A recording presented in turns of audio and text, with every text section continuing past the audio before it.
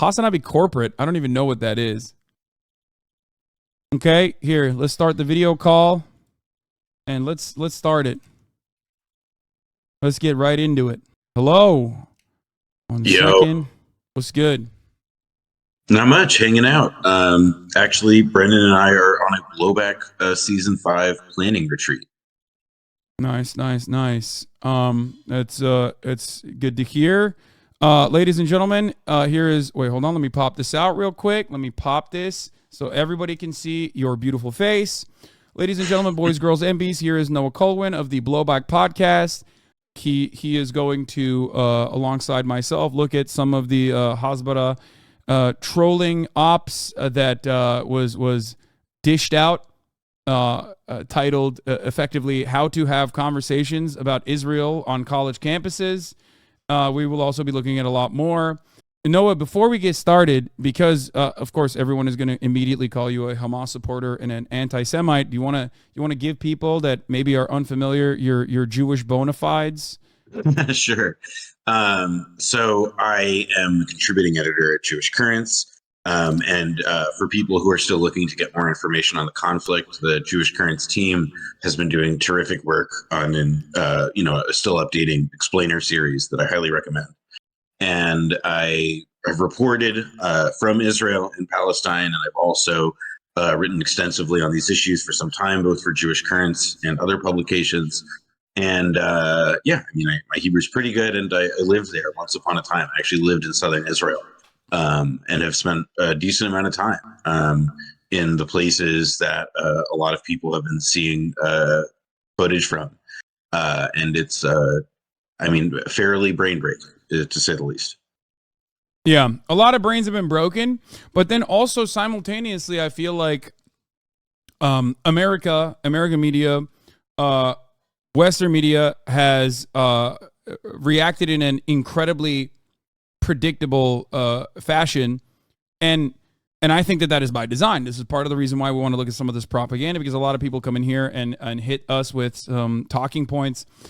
Ben Shapiro, I think I was texting you about this earlier. Ben Shapiro had a very viral TikTok/tweet of mine on his show that he featured, where he said I was a moral idiot or something, and immediately said that I actually personally love decapitating babies, things of that nature.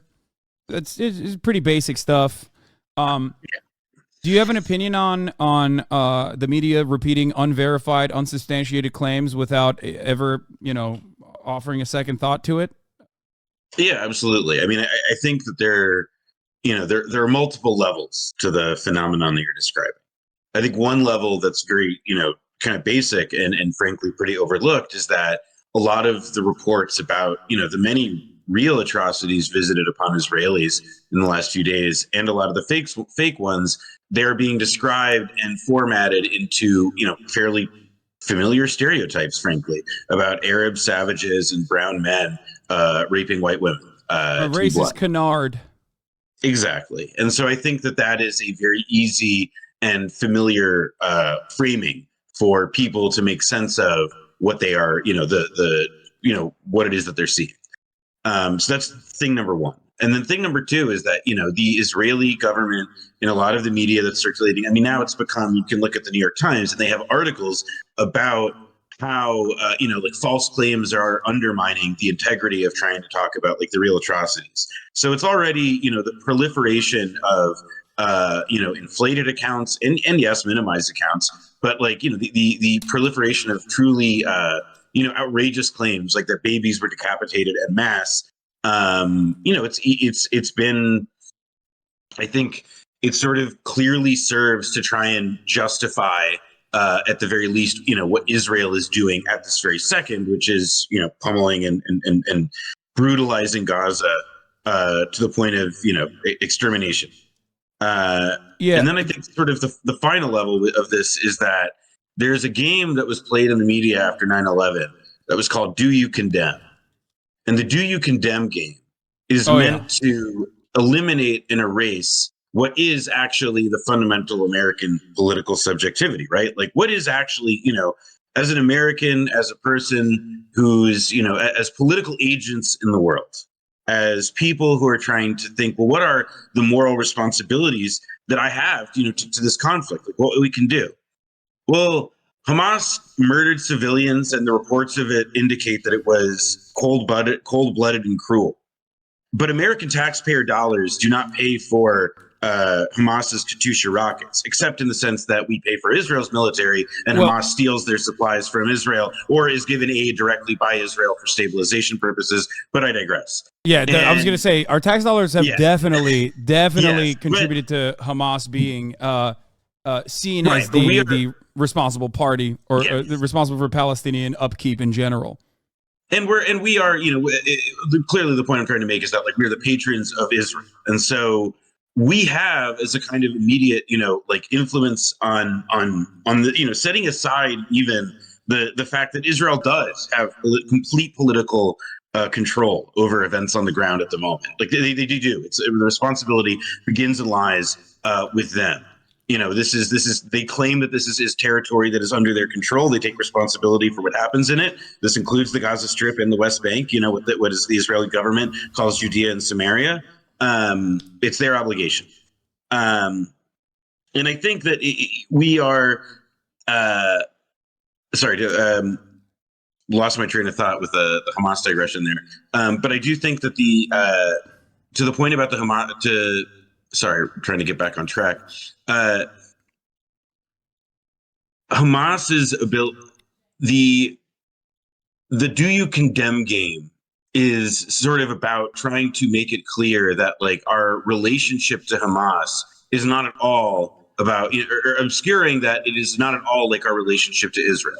Because we do not support Hamas in the same way that we support Israel. If we want to have influence as, political actors and help, and actually trying to get American politicians, whether it's AOC or Lindsey Graham, who's calling for a war on Islam, it looks like, to actually, do something productive, or the State Department, that's what our capacity is for. But we don't really have the position, it's sort of, I think, an acknowledgement of our inability to influence as Americans our foreign policy so concretely that we are instead, the media has become, and I think it also obviously serves the interests of people who, are very clearly aggressively pro-Israel and support the Israeli government. But yeah, I mean, they want us to, we're just having discourse about discourse, and whether or not, like, people providing explanations for why Hamas did something or why an event happened are in fact making excuses for it, or whether or not somebody said an annoying thing at a protest or somebody said something online. Yeah. And it's just misdirection. That's all. Can I cut in here for 1 second? Yeah, please. I'm done. So one, I have been talking about, like, the Mia Khalifa stuff and everything else that has accompanied, like, the Palestinian forces entering Israel, and the double standard, of course. It's one that I know very well, being Muslim and living in America in a post 9/11 universe. One where if you are in any way, shape, or form, interested in analyzing where this violence begins, you are, especially as a Muslim person, you are immediately asked to condemn the terrorism, condemn the violence, and it is, I think, a way to bog down the conversation. It's a way to just shut off the conversation, because, like, a lot of people come in here and say, "Oh, you love babies being decapitated," it seems. And it's like, if I sit there and go, this might be a real news story. I am not completely sure, but it is certainly frustrating to me that, like, the IDF refuses to verify said claims, or yada yada yada. All of a sudden, I'm in a defensive posture talking about, like, whether or not babies' heads were chopped off, when in fact, like, a massacre still occurred, right? Like, that part is real. And if your goal is to ensure that Israeli citizens are not being murdered, if your goal is to ensure that Palestinians are not being murdered and ruthlessly being subjects of an apartheid regime that necessitates violence, right? Then you have to look at this from a broader lens and not hyper focus on whether or not whichever way babies were murdered, basically, right? I think Lib Crusher, weird to mention a name like that when we're talking about such serious subject matters, put it aptly here. He said, I don't know where their kids were beheaded, but it seems pretty clear now that there were wholesale massacres near the Gaza border, and I have no reason to doubt kids are among the victims. Doesn't make you a squish on Palestinian liberation to acknowledge it. Gaza simply can't be more surveilled, more deprived, more isolated than it already has been, short of outright genocide. Millions of Gazans have paid a horrific price for this futile, delusional strategy. Now thousands of Israelis have too. Gazans have been subjected to endless surveillance, humiliation, and inherently indiscriminate bombing, blockades, and deprivation of the most basic necessities of human life for decades now, all in the name of security for Israelis. What's the justification now? Do you agree with that? I don't know. I'm saying that, like, yeah, I think it's right. I think that the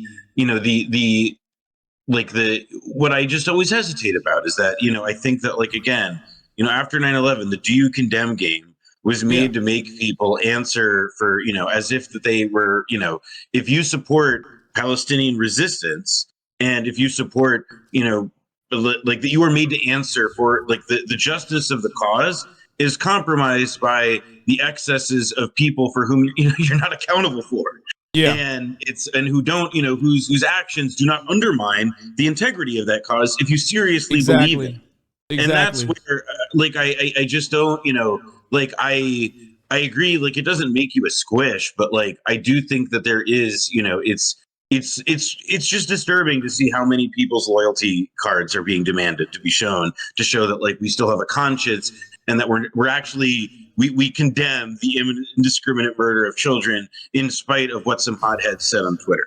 I just don't think that that's, like, it just, like, I'm not, and frankly, I'll say this, like, it's a very effective rhetorical tactic at this moment.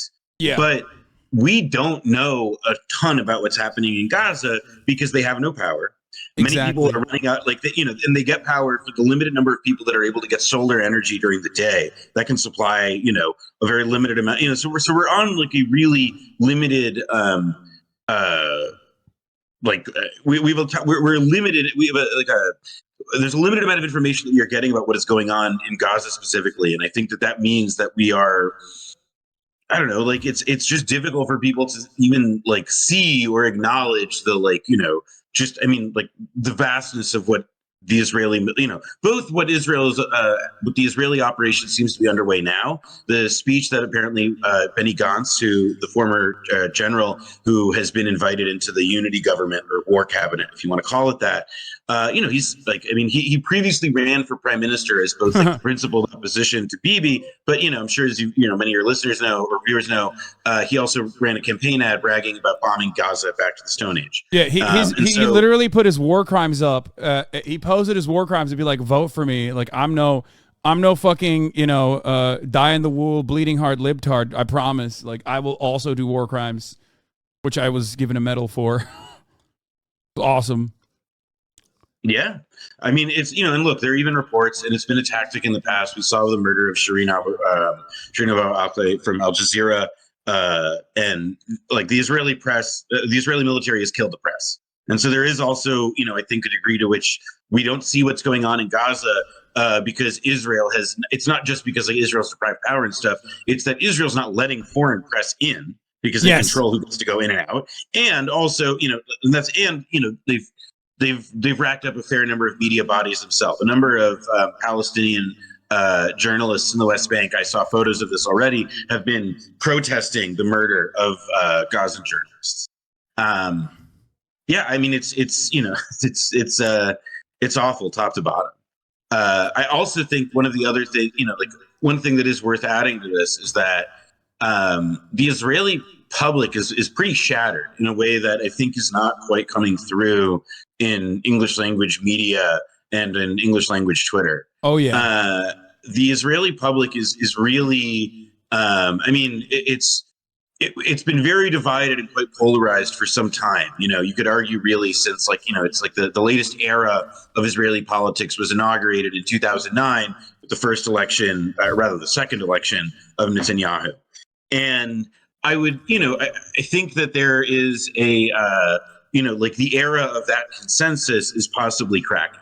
within Israel. And it may, create an opening that hasn't existed previously because of the far right's increasing control over so much of the country, for this kind of, more geopolitically minded kind of centrist bloc to take control. And that's been a policy drift that's been sort of made impossible within Israel, something that you could be called, let's say, like an accommodationist wing, since Rabin was assassinated. Yitzhak Rabin was assassinated in the 1990s. So that's actually the last dovish Israeli prime minister. Yeah. So I do wanna. You bring up a good point about Yitzhak Rabin, because I specifically want to talk about something that I find to be particularly interesting. Now, obviously, Yitzhak Rabin was largely hailed as like the last Israeli leader that actually wanted to even negotiate with Palestinians in good faith and like treat them as humans, and yet he still was, of course, a Zionist and absolutely was not genuinely interested in like having to my understanding, having the same amenities for Palestinians, significantly better than the current Israeli position. That would be a major compromise that many Israelis probably would not even agree with at this point, as far as I understand. And yet, what was it? A state minus? What was the sentiment? The idea. Yeah, I mean, the idea was essentially that, like, Rabin is credited, the Oslo process is initiated, and there's this, very like the Oslo process was like a failure, and I think Palestinian activists and scholars and have really argued and sort of completely put to bed any idea that like the Oslo process was anything other than just like arresting the development of Palestinian resistance from the time of the First Intifada, in the early 90s. The thing with Rabin, though, and sort of what his death speaks to, is not so much about like, well, could Rabin have been, a kind of like, let's say, Israeli Mandela to invert pretty, a former racist. Like, I mean, I think that he could have been maybe more like a De Gaulle kind of figure, because he had founding father credibility from having been a man in uniform at a very young age in the early days of the state. And he was also, I mean, he recognized in a meaningful way the necessity of Jews and Palestinians to live like that. That basically the thing that really accelerated after he died, and it's a meaningful contribution to why we're in the specific situation that we're in today, was that Rabin, the settlement enterprise that exploded after him completely undermined any ability for Jews and Palestinians to live side by side. The separation barrier that was erected roughly along the border of the Green Line. I say roughly because it also stole tons of land from Palestinians in a more direct theft than the original 48 theft. The security barrier sort of helped consecrate that and sort of contribute and reify even more concretely that Palestinians and Jews were now to be living in separate and pretty much in permanently unequal conditions, sort of calcifying the apartheid. So I think when we talk about Rabin, the kind of thing that's helpful to consider is that like what has been absent in the almost 30 years since his death is the idea of a leader of Israel who is actually willing to make concessions. Yeah. And now that the Palestinians have, demonstrated that they can threaten, again, Israel's geopolitical basic calculus, right? Like the Hamas revolt in Gaza, complemented by, the threats from Houthis in Yemen and the, Hezbollah's, the quote unquote Hezbollah menace or threat in southern Lebanon, although it seems pretty clear that Hezbollah has not, as of yet, not gotten involved. Just some back and forth artillery basic security calculus on Israel is now totally been jeopardized. One other important point that's been kind of lost in everything going on today, that the Hamas attack and the murder of civilians is very, very ugly, but the Israeli public is shattered. And they may turn to somebody like that again because, like a Rabin figure again, because the basic security calculus that was constructed since his death has now been challenged, meaningfully challenged.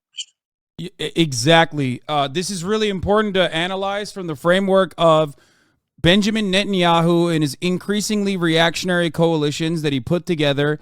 Was seen as the security candidate. this is something that was very important for Israelis, and that is what like carried him beyond the shitty allegiances that he made. But that was always his, as far as I understand, that was always his selling point, that his reactionary politics were actually going to keep Israelis safe, and that that fragility was demonstrated in this last Palestinian incursion, and an unimaginable, untold amount of Israeli deaths occurred. This has never happened before. It took, what, 3 days now of endless bombing campaigns in Gaza? I woke up to seeing like videos of, these are like a lot of, and this is not like what I'm saying does not apply universally. This isn't like every Israeli settlement or village is like this, and or town or city. But this, like, you have like communities, really, like these are not, and these are also, by the way, not the equivalent of like West Bank settlements where they are beyond what we'll call the 67 borders. Like these are communities within, what would be called like, I don't want to like, I don't mean to say this in like a, legitimating the 48 thefts, but just to like describe how like I say Israel proper. I think everybody understands what you mean when you say that. Like, so Israel proper. And so these towns, like you have like reservists. So in Hebrew, miluim, like, who are essentially, because everybody in Israel serve in the military. And then once you're done with your few years, you have designated reserve duty. And it is, historically speaking, considered more of like a chore than it is like a particularly, like threatening or serious obligation. And so now it's like you have like reservists, people who probably are not like, particularly blooded or trained soldiers, who are trying to be, who are appealing for help. And I saw one report that like blew me away this morning, where they like the army said like, you're on your own for a while. Like there's just no, like you're seeing a degree of breakdown that is really like, like they may be able to recover from it. Don't get me wrong. I don't want to say that like this necessarily means something really dramatic is going to start shifting in the current geopolitical order. But like this is the biggest blow that it has taken. Since '73. I think that's the appropriate comparison. So 2 things I want to mention. One thing I knew about and another I did not. 2 people that were involved in calling for the death of Yitzhak Rabin, who then, of course, did get assassinated, are now, of course, heads of state in Israel. I'm referencing Benjamin Netanyahu and also Ben-Gvir, which I did not know. I knew about Ben-Gvir. I did not know Netanyahu also facilitated alongside Likud a Rabin is a murderer, he's a traitor, and we have to lynch him party, which the chief of internal security, Carmi Gilon, at the time alerted Netanyahu of a plot on Rabin's life and asked him to moderate the protest rhetoric, which Netanyahu declined to do. Ben-Gvir also is, directly a Kahanist terrorist, so he's done much worse shit outside of that. But this is something to understand. This is something to consider, that like the one dude that maybe was supposedly going to be more definitely going to be more reasonable than the current Israeli government was assassinated, and people have been voting for those who supported his assassination over and over again. And that violent rhetoric and that violence that accompanies Israel's apartheid conditions has only intensified. And I'm sure you've seen this as well, the Shin Bet warnings on internal security, and how the continued occupation or the continued apartheid conditions in the West Bank were actually going to cause security collapse, a warning that Netanyahu's government did not heed and called woke nonsense. It's not like it's not like Shin Bet, in my opinion. Perhaps I'm wrong. You can tell me if I am.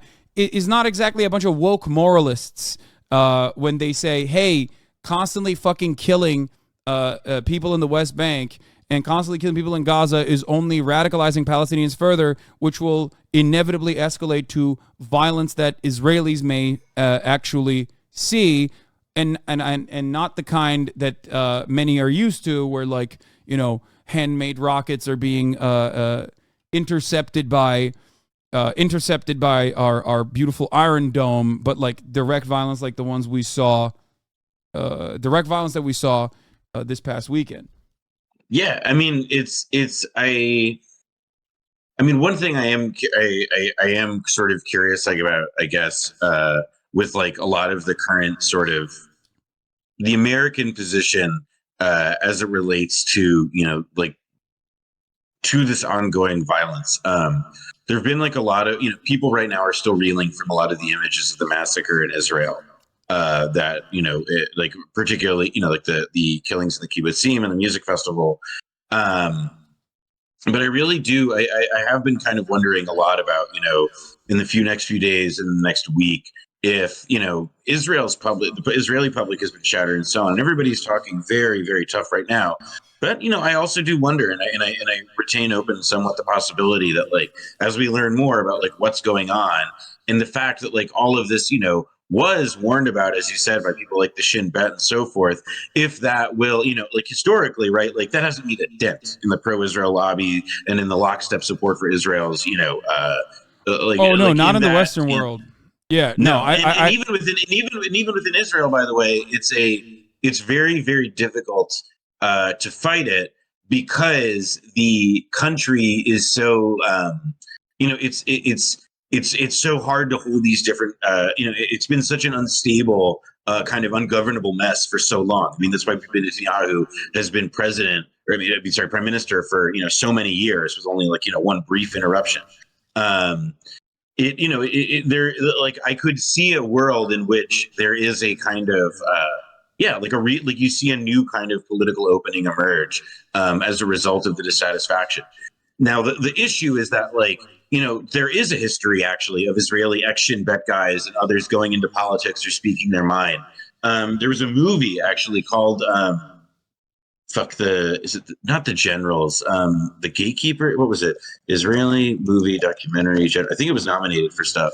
The Gatekeepers, yeah, from 2012, and it's about like the Shin Bet, and it's like sort of like a rip off. It's like a styled off like an Errol Morris thing, but like it interviews a bunch of former Shin Bet leaders, and it like they've always, like, this line of critique has existed for a really long time, and it's never actually penetrated through to the Israeli political establishment, or it seems to the strategic core of Israel, because the situation keeps getting worse. So we hear a lot about the Shin Bet saying like, actually this thing is really bad, etc. And it helps legitimate left wingers arguments for sure. But like I have to confess, like, because we've heard this story before, it does ring a little bit hollow to me, because these people continue to vocalize these critiques, but like, okay, then Netanyahu is still running the show. It's like the right wingers, the inmates are still in control of the asylum, so to speak. So is this just saving face? Is this are these consciences found too late? Is that I'm not sure. I don't feel like I could speak to that, but like, it does strike me as like, not dissimilar. It reminds me a little bit of like all the, the resistant CIA guys in like when with Trump, like it's just like I agree with you that like Cheeto man bad, but I'm not really ready to get in bed with you. All I'm looking at here is an immediate comparison to like what kind of resistance occurred after 9/11, and obviously like it's not a one-to-one comparison because America's genocidal crimes are well within its past, and those we still the atrocities that we still commit, we do far away and not in our fucking backyard, so it's a little bit different. But I don't recall a moment of clarity such that we hear from Haaretz, obviously, liberals, whatever, but I don't recall that from like the New York Times in the immediate aftermath of 9/11. And I think that is what I'm factoring in to see if people do truly recognize that this kind of violence is always going to continue, because there's only two ways out of it. It's obviously full-scale genocide, or it is de-escalation and genuine peace talks and peace conversations.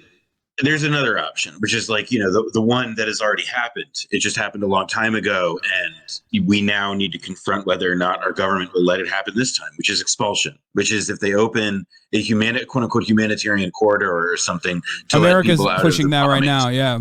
Through Yeah, Egypt. and it's like, okay, great. We've now just, and it's like we create a bunch of displaced persons camps in the middle of the fucking Sinai, which is ridden by which is controlled essentially by ISIS level bandit groups. I mean, this is ridiculous. It's it would be probably the greatest American humanitarian catastrophe, outside of like a war we started, that I could ever think of. I mean, the mind boggles. I do think that it's. Yeah, I mean, it's it's expulsion. It could be genocide. It could be a bit of both. It's hard to say. It could also end up being, look, it may end up being that like the Israeli government does not have the capacity to carry that out because, okay, they set up a humanitarian corridor and they try to expel people. And then all of a sudden Hezbollah has not yet entered the fray, but then they could or something. I think that's part of why it's, this moment is, I hesitate to draw any strong conclusions about what's about to happen aside, from when people say it, and make it clear, just because you can see, part of what makes this moment so tense, and the reason it's so legitimately tense, and that that you can tell that like existing orders feel threatened by the potential for destabilization, is because it could break so many different potential ways. Yeah. One other thing that I wanted to bring up is sometimes you see this because the Israeli atrocities are so commonplace that you have what I like to call the Jamie Lee Curtis dilemma, where you end up showing Israeli atrocities against Palestinians while simultaneously maintaining your support for Israel, not realizing that those are Palestinian kids that are being bombed by Israeli forces. I mean, did you see the Justin Bieber thing? Yes, what I was going to say. Justin Bieber earlier today posted a photo slash a call to action saying praying for Israel with interlaced with footage of the rubble that is now certain parts of Gaza. I suspect he was not praying for Israel to stop, which is what I thought he may have, I don't know, been pushing for. The other thing I wanted to show is the pregnant woman in southern Israel was found by Hamas terrorists.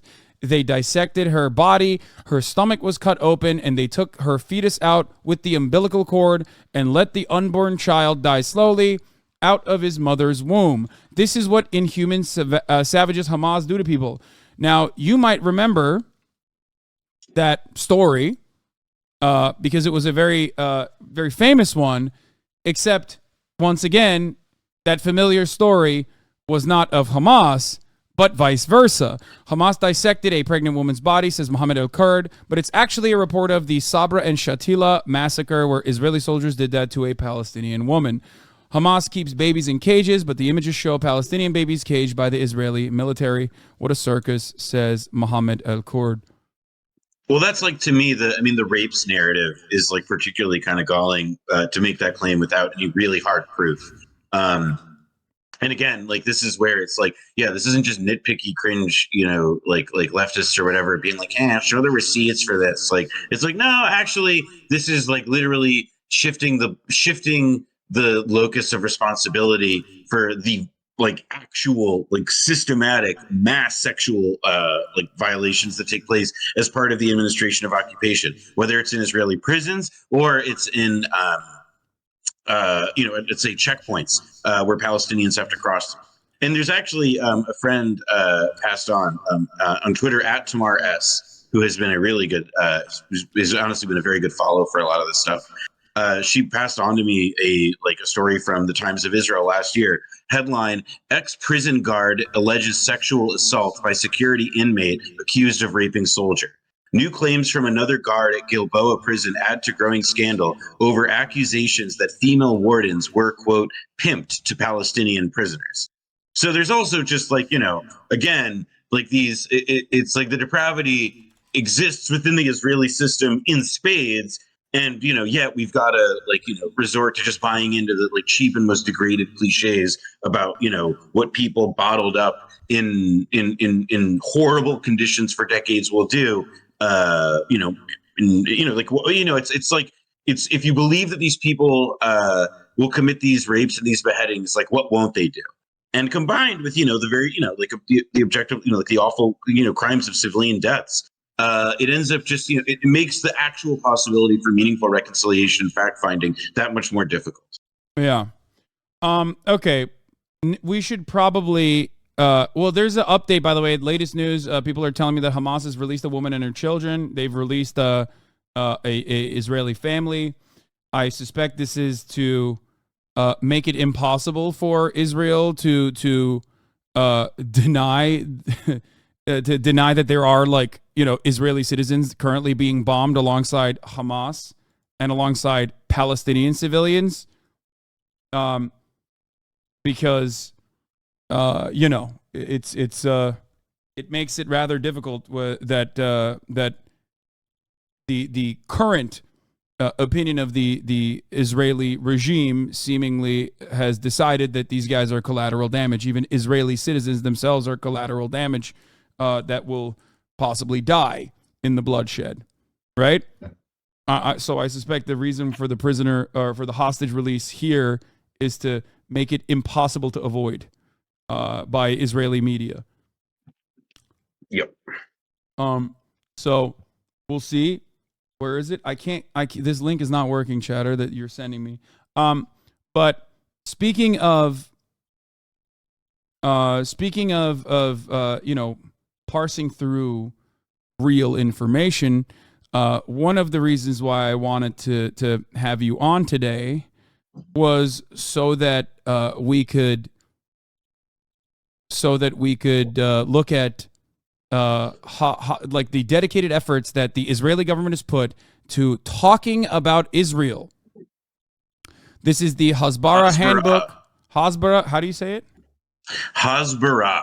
Hasbara Handbook, promoting Israel on campus. This is from March 2002, but a lot of the talking points are still pretty much the same. Obviously, goals shift as Israel becomes more violent. I also think it would be helpful to give also some context about when this Haas Campus Handbook was produced, because I think that there are two sort of useful historical convergences for people to think about. So March 2002, it's the second Intifada. So the first Intifada was characterized, broadly speaking, by strikes, mass civil disobedience, stone throwing and direct confrontation with Israeli soldiers and military forces, but it was not really, they weren't targeting population centers. And then in the 2000s, after the collapse, it's important to also analyze it within the framework of freedom of movement and accessibility at the time. For many of you, you have never lived in a world where Palestinians and Israelis supposedly coexisted. Obviously, there was still second-class citizenship, and yet during the time frame of the first Intifada, while settler terrorism was of course occurring, there was still freedom of movement, as far as I understand it, between what we now know as Israel proper, West Bank, and Gaza, right? So yeah, that is why I think it's important to recognize that the more conditions have worsened for Palestinians, the more casualties have increased on both sides. But of course, there's still a massive asymmetry there. And the protest methods have changed as well. Yeah, I mean, it's this is the nature of a military occupation or a counterinsurgency, which is that it gives the illusion, when successful, of stability. You think that everything is peaceful. You think that everything is proceeding as normal, and that there is some kind of equilibrium being maintained. When in reality, what is happening is a constant level of a daily level of violence, but it is just organized and carried out by the state. And I think in the case of, what happened, especially after the first Intifada, I mean, the freedom of movement of Palestinians afterwards became vastly more restricted. And over the course of Oslo, over the course of this process by which Palestinians would supposedly be getting, their state and something resembling political equality, as a result of the, laying down their arms and so on, they got nothing. And in fact, they got less. They watched their land get stolen. They saw Israeli settlements rise. They, sat through, a few different right-wing prime ministers, and they launched a second intifada that allows for, there are, it justifies and they allow suicide bombers. And this is depending on, I interviewed the Tamimi family, famously Ahed Tamimi, her father, when I interviewed him in his living room, he said that he believed that was a tactical mistake in hindsight, but that he did not believe that it was morally wrong when you considered the, fundamentally, like the fundamentally subjugated position of Palestinians. And that was, I think, broadly speaking, how a lot of people, I don't think that he was alone or is unusual in thinking that. So when this handbook comes out, the second intifada and suicide bombing, really, it's a moment not all that dissimilar to our own right now, because also it's not just the second intifada and trying to explain, well, why are Palestinians blowing up Sbarros in Jerusalem? They were, it was also in the aftermath of 9/11.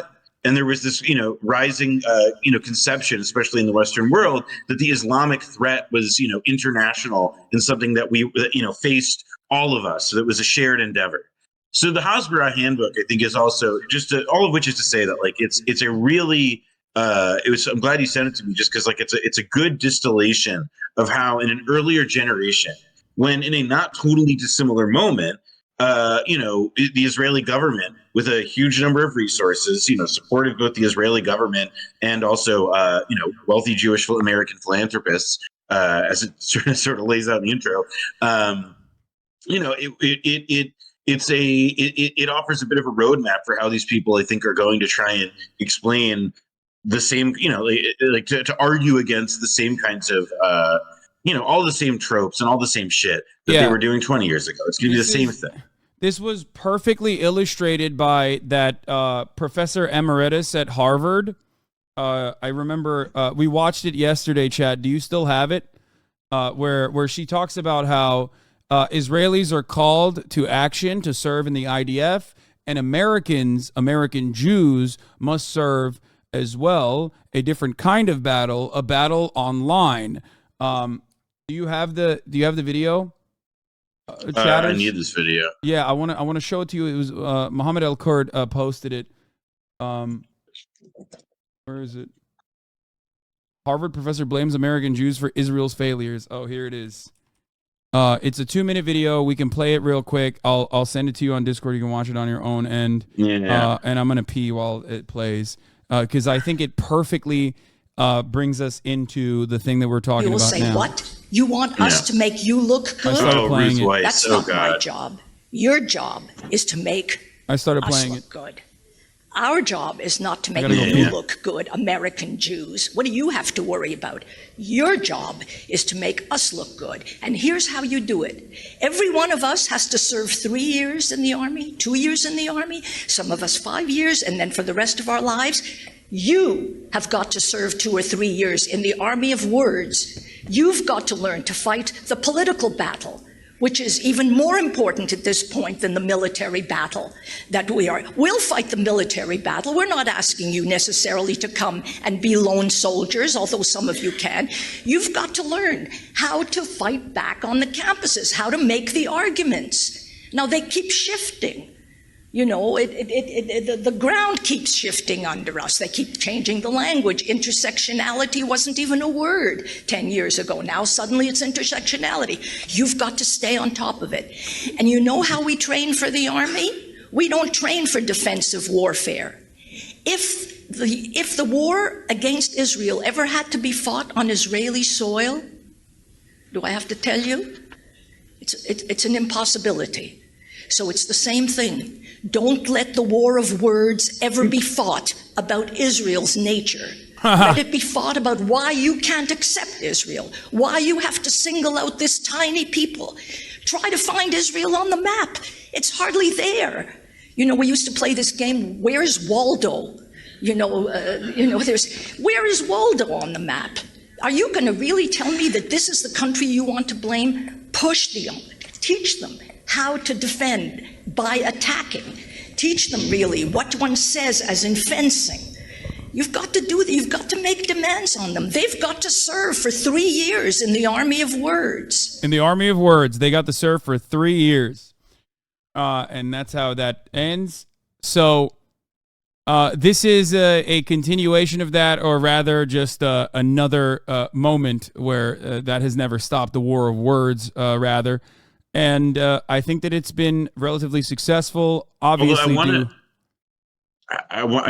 we shouldn't give the impression. So Ruth, she's a literature scholar, and she's like she has dined out on having worked at Harvard for like her entire life.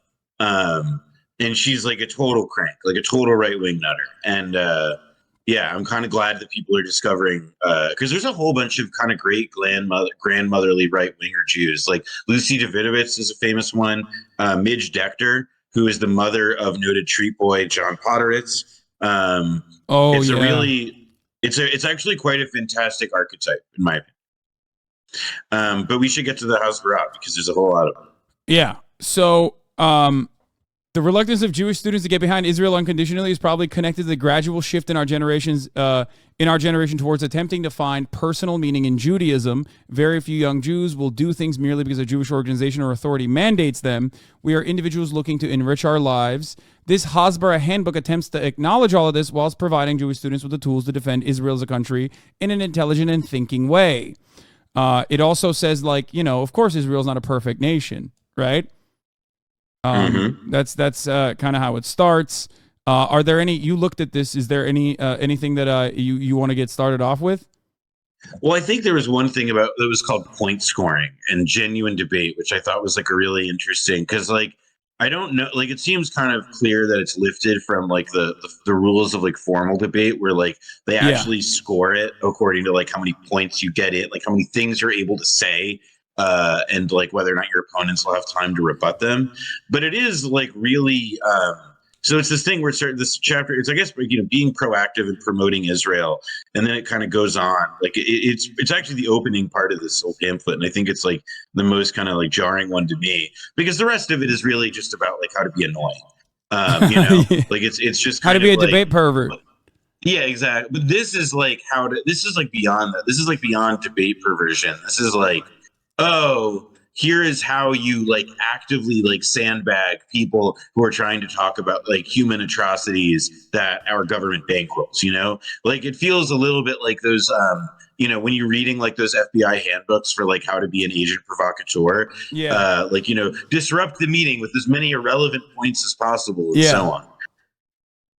Yeah, exactly. That's why I want to cover it, because it's my favorite thing, because it's so entirely and utterly unproductive, and this basically acknowledges that these sorts of conversations are always going to be unproductive, so you should figure out ways by copy pasting some of these talking points and shift it literally gives you a manual to deflect, which is really interesting. I will say, and I think that's also there's there's a point related there, which I think about good internet hygiene, which is that you shouldn't just believe that debates and venues for discussion are just places to try and manipulate or annoy people into your position or whatever. It's fun to rag on people, whatever. But if you are taking seriously the idea in a specific venue of you could there are people here I can win over, then it kind of behooves oneself to think about then, well, all right, how do I go about doing that? Whereas this is listen, you're going to have to take it for granted that sometimes you're going to be in a room with people who are lesser beings. And if you're in a room with people who are lesser beings, then you're going to have to learn how to, manipulate their minds. And so what does that mean? Well, it literally, here's one subhead. People believe what they hear first. Uncritical audiences believe something if they hear it first and hear it often. People tend to believe the first thing they hear about a certain issue. That's Neil Strauss, The Game shit. They're trying, is that Hasbara, or is that trying to teach you how to pick up a woman at a bar? It feels such it's elemental, but this stuff is this stuff was pedagogy for Jewish students in college campuses and educational settings around the country through this day. So this is also I'm expressing oh my gosh, can you believe this? But I probably got a version of it at one or various points in my youth. Yeah, agenda setting. Why be proactive? The person who sets the agenda will usually win the debate. Reactivity forces Israel activists to be constantly on the defensive. No, Israel is not all that bad. However, by setting the agenda, Israel activists get to determine what to talk about and can therefore discuss the things they feel help promote the pro-Israel message. Which, by the way, is, of course, the same thing that I talk about quite frequently on this broadcast, where the message, the talking points come directly from like the American Enterprise Institute and make its way all the way down from mainstream media, Fox News, politicians, and independent YouTube channels down to the last Republican person that was in my chat that repeated the talking point, which is, of course, why I always say, you debate one guy, you're debating all the guys in the Republican in the conservative reactionary side. And a similar thing could be said about this as well, where the talking points are identical all the way from American politicians to IDF commanders to Ben Shapiro. It's always the same exact talking points, which I want to address through the PragerU video, unless you have more that you want to talk about. I think the PragerU video is actually kind of a better one because it's a really good example of just like how like selective framing is sort of part and parcel of everything that they do. So without further ado, let's get to that. PragerU, why isn't there a Palestinian state? Let me see if we can like watch this together. I think I'm going to turn off my camera, turn it back on the stream side. And then I will share my screen with you instead, and then we can watch it together. Hold on, and then turn on camera. Share your screen. Oh, here it is. Hopefully you'll be able to hear it, so let me know if you can. Put you over here.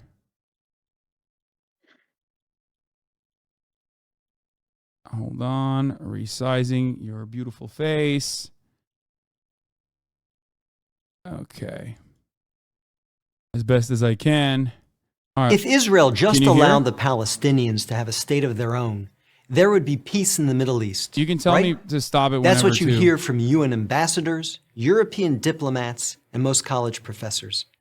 But what if I told you that Israel has already offered the Palestinians a state of their own, and not just once, but on 5 separate occasions? All right, pause here. So the first thing that he does, aside from just that's an incredible David. Okay, I'm going to call him David Blog. Okay. David. So and the Maccabee Task Force is like I have no idea what that is. And damn, he looks kind of faded right now. Anyway, so David Blog is saying the Israelis offered the Palestinians this, like they offered them a state 5 times. The Israelis did not offer the Palestinians the state like seriously once, but that's kind of beside the point. The Israelis in the first example he will go on to give Israel didn't exist at that time. So already he's beginning with cap. Continue. So yeah, that is a very common talking point that you hear always, is that Palestinians actually never had a state. There was no like historic Palestine formation whatsoever. And that it was under Ottoman mandate and then British mandate, and the British offered Israelis the entire area known as Israel, including the West Bank and Gaza. And Israelis actually did a really nice gesture to the Palestinians by giving them Gaza and the West Bank. That was the first time Palestinians ever had any kind of autonomy or any kind of government formation. Is like a really cynical way to present this ahistorical perspective. I don't know if you've ever seen that one at all. Have you? Maybe you haven't heard this propaganda before. No one can hear me? Oh, wait, sorry. Repeat that. I didn't hear the last part. Oh, I said that you know how the map that everybody uses all the time, showing like how little territory Palestinians had remaining, that shows like the West Bank getting smaller and smaller. Yeah. The counter to that from the Israeli government is always to claim that Palestinians never had any kind of governmental authority until Israel kindly gave them Gaza and the West Bank in like 2005 when they pulled out of Gaza, and that's the first time Palestinians ever even had a government. And that before that it was the Ottoman mandate, and then it was the British mandate, and the British gave Israel proper, like the entire Israel land to the Jewish people. Yeah, that's like a little bit like saying that, like, I mean, and this is like a very imperfect analogy, but it really is actually, I think it stands up, which is that, like, yeah, it's like saying, oh yeah, slave owners gave the slaves freedom. Like, it's like, no, that's not like the Israeli government. It gave them limited political authority that they conceded at the negotiating table after administering a military government for many, many years. I think a really good example, a really good documentary for your listeners is also, the English title of it. It's called The Law in These Parts, and it's all about the military courts that the Israelis ran. Like, I mean, the Palestinians had a government. It's just one where they have no rights. Like they could be put in prison indefinitely for any reason. And, if their water goes out, or if they can't, if they build in the wrong place, then it'll be an Israeli bulldozer that comes and deals with the fucking problem by just getting rid of the whole thing. I mean, you're not talking about, and from the period of 48 to 67, the Jordanian military wasn't exactly a picnic to deal with either for the Palestinians. I mean, it's not like the counter to that map thing is like a pretty, part of what the map also illustrates, I think, is like, I mean, we were talking about earlier, just the complete diminishing of Palestinian movement and control over that limited amount of territory.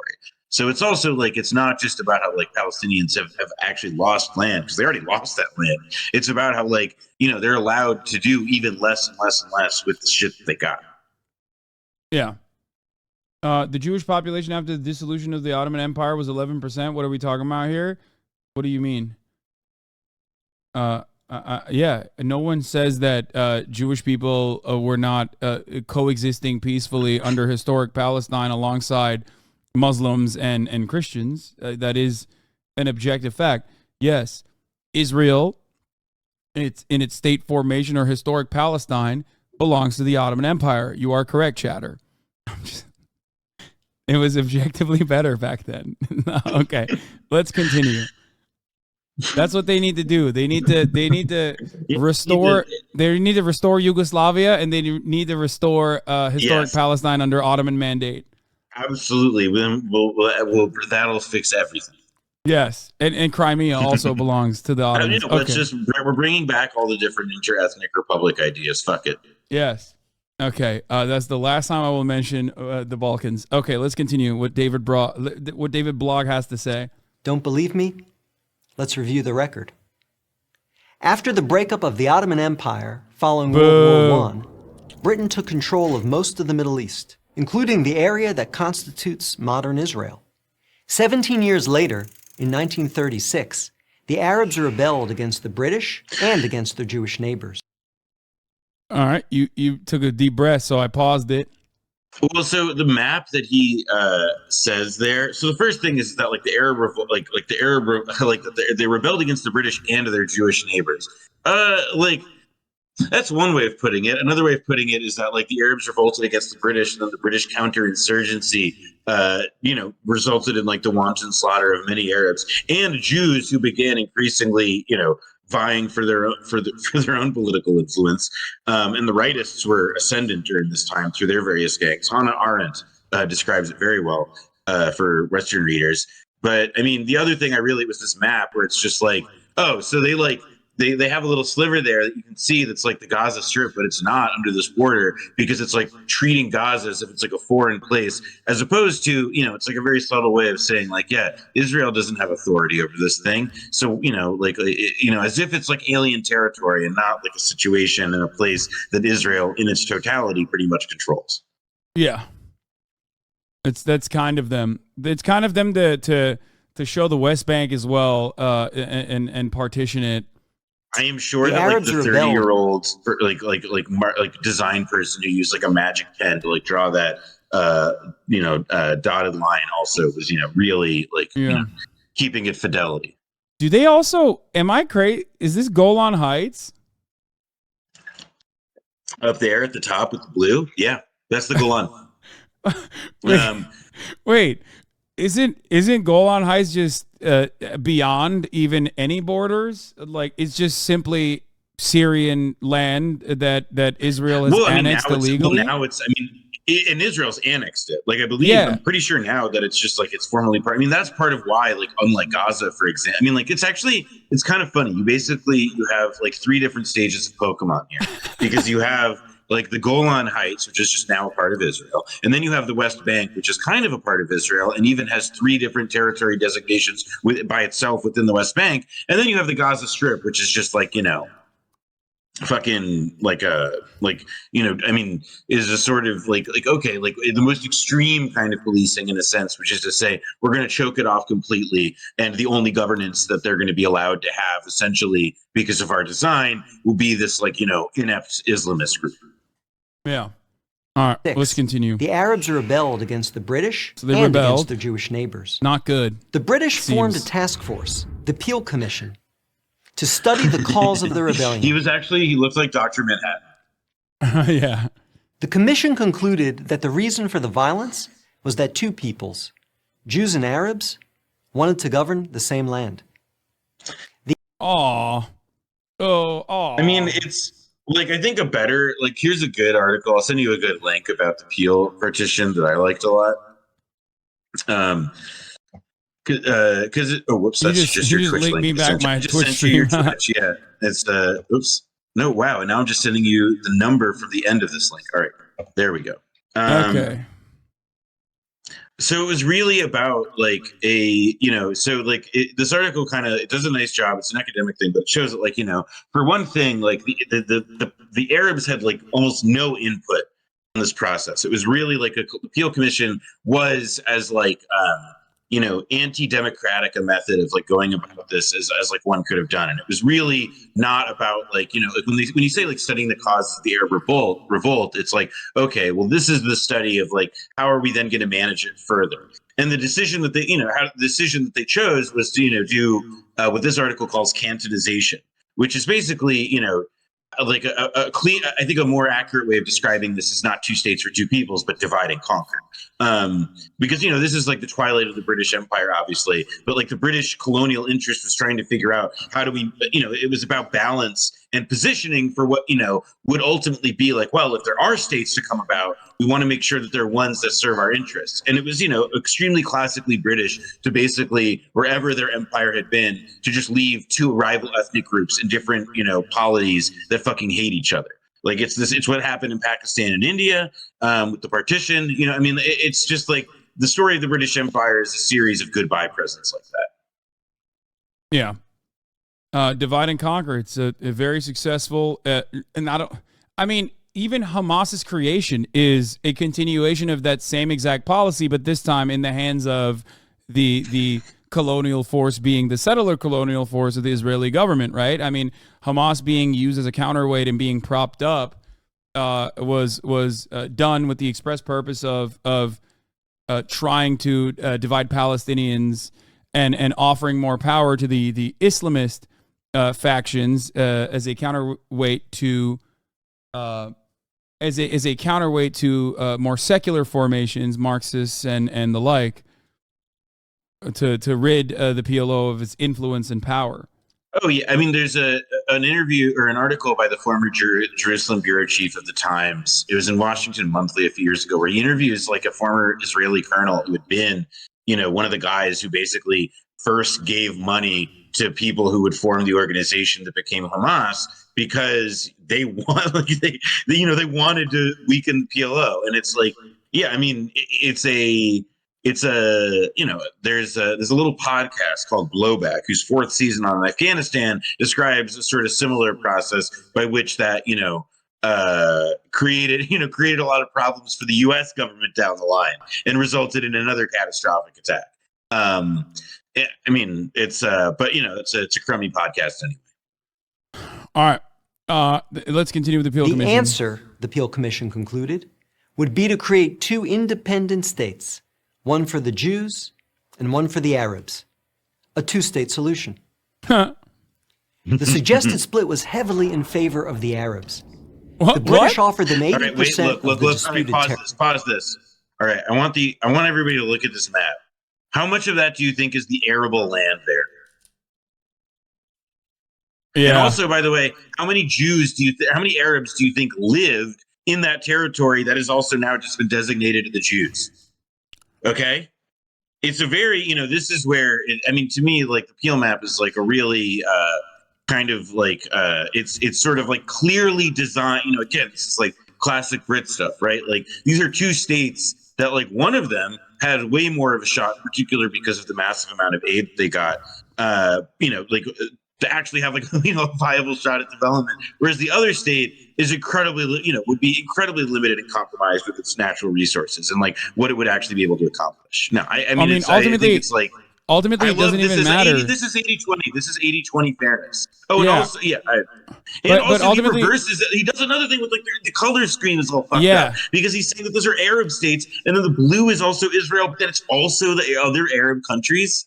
Yeah. So ultimately, none of that matters though, because even the areas where like sorry, this graphic design is fucking me up. Yeah, even the areas where like agricultural production could happen potentially in the West Bank were immediately seized by the Israeli government in an, of course, unlawful, completely unjustified, completely illegal act later on, regardless. So whatever viable areas remained, they took over anyway, even on the supposedly Arab state side. So that's interesting that they brought it up. The Jews, the remaining 20%. Yet, despite the tiny size. Here it is. This was what was happening. This was the remain. There's a the real like kind of historical comparison here that kind of emerges is what's called like the so-called Free City of Leipzig. That was like a huge sticking point in the lead up to World War II. And it was this idea of like, all right, trying to wrap your head way, like these kinds of international control or British control things. Like the idea, right, is that when the British mandate ends, this would be given as a trusteeship to some international body or something. And I think in the case of this, it's sort of like this is like a great example of like how to bastardize what often what could actually be a pretty good idea to ensure meaningful political equality. And of course, like it's sort of poisoned from the beginning when the Peel Commission is using it as like sort of clear cover to essentially like neuter the possibility of like a viable development for a future Palestinian state. Yeah. Of their proposed state, the Jews voted to accept this offer. Oh, before I forget, I'm running a 3-minute ad break now, chat. Sorry, but we'll continue. Of course, if you're subscribed, you will see it uninterrupted. Or if you're living in an area where there's no ads. So let's continue. The Arabs rejected it and resumed their violent rebellion. Rejection. The Jews voted it. Arabs rejected it. 10 years later, number one. In 1947, the British asked the United Nations to find a new solution to the continuing tensions. Like the Peel Commission, the UN decided that the best way to resolve the conflict was to divide the land. In November 1947, the UN voted to create two states. Again, the Jews accepted the offer, and again, the Arabs rejected it. Yeah, what happened there? Some other stuff happened in that process, I feel like, that he's just kind of skipping a little bit, especially after this the 1947 boundaries. Well, so I think the first thing with the 1947 is that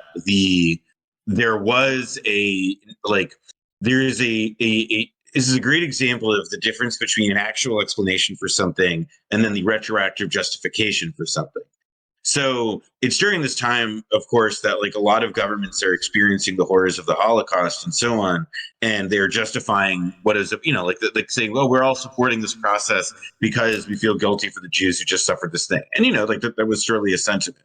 But in reality, what I think you can sort of pretty clearly see here is that the way that this map was drawn up and the way that this process, guided into the U.S. and the West unfolded was part of this effort, this continuing game at this point organized through the UN to make sure that there wasn't the capacity for an organized, Arab world, to put it bluntly. Palestinian. I think in the case of Palestinians, one of the other moments, in the history of the Palestinian national movement, also again, this is I think there is a, like, focusing on this vote is also, I think, in the historical memory of American Jews, like, and like how American Jews won this state and they also got this. It ignores the gradual process by which Palestinians were getting their land stolen, and to which land had been was being, like, that they were conscious of the potential for massive depopulation. And so I think that there is this, a kind of, like, you could say, oh, well, the whole UN voted for it and it was a good thing, right? And it's like, well, the whole UN voted to help invade Iraq. They got that one through. So, it's not always a sign that something was necessarily a good decision. And, Arab countries all invaded, not because, like, they had evil in their hearts, but because I think it's, there is a, in the same way that we're now seeing in the present day, there is actually a shared sense of, Arab solidarity that back in those days was becoming much more powerful. The early days of growth, of course, people think of like the Muslim Brotherhood and so on. But, obviously, I mean, I'm thinking more most of Pan-Arabism. This moment is kind of part of the crucible through which that movement is born. This must be analyzed through the framework of Arab nations themselves going through their post-colonial nationalist movements in an effort to develop their statehood and independent identity after being subjects of the Ottoman Empire, which was, again, probably more favorable than the British one, but still not having their unique identity, and then being a part of French and the British empires as well. So, right? Am I wrong about that? Historically speaking, I feel like that plays a role in this as well. What, the subjection of Arabs under these different empires? Yes. Yeah, I mean, it's. I think that's sort of in Israel-Palestine. The thing that gets lost in a lot of this context is that, like, there is a regional and global game that the Americans were sort of beginning to play as part of Cold War strategy, and that meant, picking winners and picking losers. And if somebody gets to be powerful, then that means that there's certain parties around them that have to be weak. And in the case of Palestine, I think that this is part of it's a common thread in Palestinian thought, not as like a sort of like woe is me thing, but to describe Palestinians as losers. I think it's really to describe the process by which basically, like, in the process of organizing the post-world order, obviously they were in a Gulf state, and so they lost tremendously, and their cause never became even as Arab identity took root and the Palestinian cause remained, the principal, ostensible organizing cause of so much of the Arab and Muslim world. I mean, it was the basis for a lot of the, the Arab oil embargoes in the 1970s. Geopolitical, it was a real and live current then. But ultimately, those countries, leveraged the power of Palestine and the justification of Palestine for their own personal advantages. So yeah, I mean, it's the anti-colonial sort of glue that could have held these countries or this cause together was ultimately, it was never really allowed to be formed because the process of decolonization as it was, or post-colonization as it was really about neo-colonization and about making sure that these systems could assimilate or be absorbed. But I feel like we're also skipping a step here though, because we haven't even gotten to the Nakba yet. This is 1947. Yes. So let's get back to PragerU saying the Jews accepted the offer, the United Nations and the Arabs rejected Only this it. time they did so by launching an all-out war. Rejection number 2. Jordan, Egypt, Iraq, Lebanon, and Syria joined the conflict, but they failed. Israel won the war and got on with the business of building a new nation. They're like, okay. So the thing that they kind of just sort of skip over there is the fact that they just dispossessed all of Palestine. There were massacres, there were expulsions. The Israeli government lied about it. We still learn about massacres all the time. About the, literally the beach in Tel Aviv. There was once a Palestinian village there that was eradicated in 1948. Mass rapes, mass displacement, murders, imprisonment. All of these things happened with British and Zionist forces. It was already boiling up, and this was basically the straw that broke the camel's back. And again, the Tantura massacre is one that we covered before. One thing to also consider here, PragerU is not getting too far into the nitty gritty that like you will hear from other supporters of the Israeli state development. Is always half the time it's a disagreement on whether it happened at all, or if it did happen, it was good. And depending on how right wing the Israeli person you're talking to, it should happen more often and more frequently, and should happen to Gaza and West Bank as well. And some of the more common talking points you hear, even in this community, is when they say, "Well, they delivered pamphlets beforehand." Like, which is kind of like the classic, well, Israel is the most moral army on the planet. That's why they do the door knocking bombs before they drop an entire city block or an apartment. Israel also has the argument, right, about like, why does Israel has like this insanely robust military legal system, and they also have, they have this guy Moshe Halberstal who wrote like a moral code of conduct for the army, and then Leon Wieseltier in the New Republic many years ago gave let him like orgasm all over the page about how great and unique it made Israel as the most moral army and all that. But why is it that you build those things, one might ask? And it's like, well, it's because that what you're doing is unconscionable, and that you've got to build all of these edifices on top of it, so that you don't ever actually come to grips with like what it is that you're doing. So you create a military court system that allows the good liberals, or even socialist Zionists, as they see themselves, who participate in it, to remove themselves from the totality of what that they're doing. And yeah, I think to me that's the kind of like that shows the truth of their morality. But yeah, and also in the case of 48 and the Nakba, they've the experience of the reason that they that Krieger, et cetera, all these people move on from it, is that also within Israel, 48 was not it was a victory, it was an achievement, of course, they established the nation, but it was not like 1967, 19 years later, where, which was actually, because after 48, wait, you still before we had get there, wait, hold on, Noah. One more thing I have to mention again. I mentioned the pamphlets. Another talking point also is that these people were voluntarily dispossessed, that they actually chose to leave their homes and, of course, bring their keys with them as well. That is another talking point as well. That is an abject lie, obviously, but it is one that you frequently encounter as well, where like, oh, well, technically you're saying that there was ethnic cleansing here, ethnic displacement, but like Palestinians voluntarily left their homes during the Nakba as well, which is disgusting. It's both what it's describing and presenting as voluntary is obviously coerced, and it's also just a broad lie. I mean, like we know that people were told to leave. We know that Ben Gurion, specifically the prime minister, held up as sort of a liberal founding father of the state, actively encouraged and wanted to make sure that Palestinians would be forced out. They saw this as a land grab. It was there was no.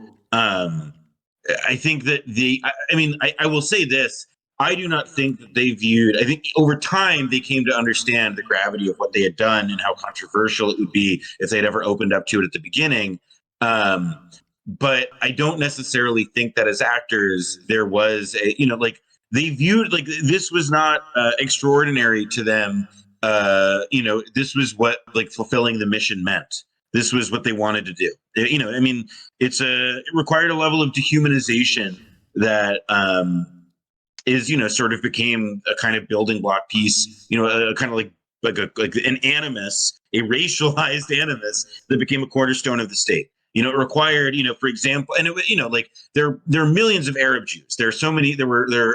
Israel is not a majority origin country of people who come from Europe by any means, and so the experience of all of those people in their own home countries when they came to Israel, when geopolitics made it so that these people could no longer live side by side with the neighbors that they'd had for many years and so on.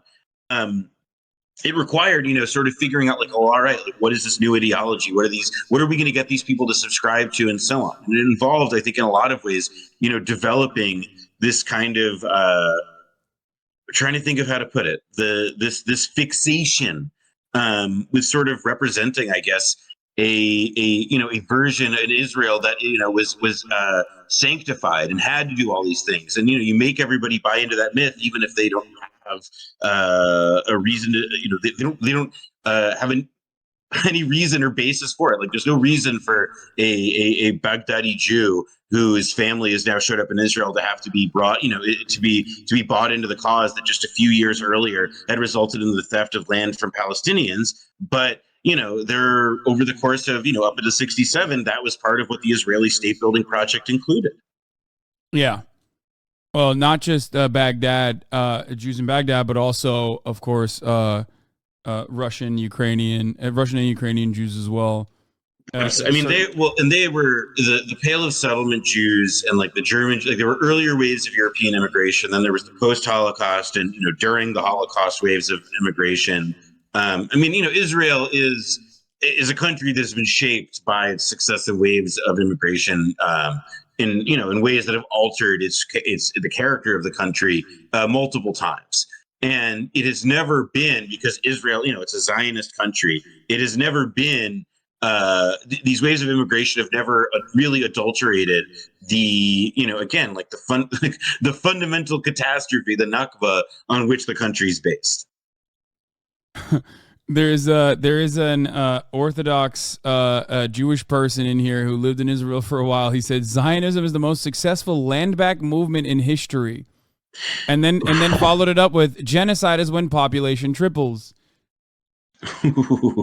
Yeah, which is ironic because like that is a Nazi talking point. You know what I mean? That's like, in my opinion, and that is no different than like, well, in the camps they had showers because that wasn't for like mass murder or whatever. Like, how could you claim these numbers are real? They literally doing that specifically while defending the apartheid state. It is so gross.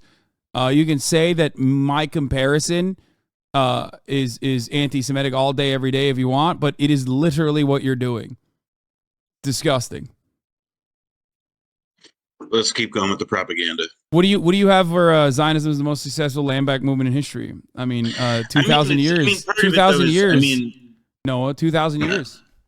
I just think that like if you view Jewish history as a 2,000-year struggle to get back like a bunch of land in the Middle East, then like that sucks, because like it also doesn't make sense. I mean, forgetting it doesn't make sense. None of that, like that, but that's beside the point. Like that, it doesn't make sense. Everyone knows, like that's up front. What is nuts about it is the idea that like there is actually, like what it requires is shunting aside a much more interesting and nuanced, like meaningful history. It's instead about like, making like collapsing the richness of Jewish history into like this teleology that's all about, getting us to Israel. And it's like, all right, great. That's settler colonialism. That's just fucking, like that's wonderful. In 200 years, I'm sure we'll be doing land acknowledgements to apologize. As Corey Robbins said this, it's like in 200 years, we'll be doing land acknowledgements to acknowledge the fact that we did take this land from Palestinians, if we're lucky, if the Israelis are involved. 100%. Absolutely. Absolutely. Where, I mean, obviously that argument makes no sense for many different points, but like it's also not widely shared by early Zionists either, like, including, as far as I understand, Theodore Herzl, who thought about other lands as well, and not specifically just Israel. Israel being the main one, obviously. The most famous one is Uganda, where like there had been like one floated, but. I mean, it's kind of like I don't really think that they could have pulled off a Zionism in Africa, just because it's like part of the basis for why it was plausible that you could convince Jews to go to Israel was that like, well, get this, we recite all these prayers and we talk about the destruction of the temple and how we have to go back to the land. Like, part of like the genius of Herzl was that like. He took a very, and part of why he's such a popular figure in the Zionist imagination, why Herzl is considered the father of it, not just for convening like Zionist congresses and stuff, but it was because he was not a religious guy at all. He was called a political Zionist, which meant that in his instance, he really thought about Zionism as a solution to the problem that Jews faced of anti-Semitism in Europe. And the idea, you know, and for that to be a successful idea, you had to figure out, like, well, how can I reach these people? How can I, you know, touch them? And it's like, well, there happens to be this place in this land to which we can, you know, we can tell these myths. Like Tel Aviv, for example, the name Tel Aviv in Israel of that city it's a reference to a book by Herzl called Alt Neuland, which means old new land. And the whole idea of you know, somebody like him was to be able to, you know, like the you know, you could argue the genius or the, you know, the ultimate fantasy that he provided was to say, look, like, we can take this thing that, you know, is been disused or whatever, you know, obviously a fundamentally racist assumption, and we can resolve our dilemma by going back to our roots like this. And it was, you know, an adaptation of European nationalisms at the time that were, you know, are saying similar things about the ties between people and their lands, because nationalism was incredibly in vogue then. I mean, you know, it's a, you know, there's a, I think it's to me at least, it's a, you know, like it's the craziness of the 2,000-year story should be something that should be the object of like a really interesting inquiry of like, well, how did the idea become so captivating, rather than just like something that people repeat blandly as like, oh yeah, well, Israel has well, I just checked, and the Jewish property deed, the pink slip for Israel is 2,000 years. What's Palestine got? You know, like, that's bullshit. That's not real anyway. So let's just not. It's not even engaged. It's a part of myth making. I think like it's more so a post hoc rationalization, of course. Even though, like you also pointed out, Theodor Herzl and early Zionist leaders routinely recognized that this was supposed to be a colonial project. I read something about I think it was Herzl talking to the founders of Rhodesia, saying like, this is a united struggle. That it would be. It would be similar. It's closer to Manifest Destiny than it is a land back movement, certainly. But it's not like people were hiding that the Palestinians were not going to peacefully be dispossessed of their homes and displaced. I mean, they were not oblivious. There were many people in the early days of the Zionist movement or of the Israeli state, like the most famous of them being a guy named Judah Magnus, who was the first president of the Hebrew University of Jerusalem, who, you know, believed in a binational state. They believed in a singular political entity. American Jews, by and large, until the 6-Day War, because the 6-Day War in the 60s, like, sort of Israel's victory there made it to a lot of Americans just seem like, okay, it's here for real. Like, it's not going anywhere. They can hold their own. And there were people like Magnus who, you know, like, they thought like, you know, like, this isn't a tenable situation. And they lost, I mean, unequivocally. And in no small measure, that's not just because of, you know, the people like Ben-Gurion who were in power and in the government and so on, but also because a huge chunk of Israeli society that did not get to hold power meaningfully in government until the 1970s were the reactionaries, the right-wingers, the most violent people, the intellectual, and in some cases literal forefathers of the current right-wingers who are, you know, helping to run the show in Israel now. And, you know, these are people who I would argue, you know, I think their influence has definitely continued to be understated here. Yeah.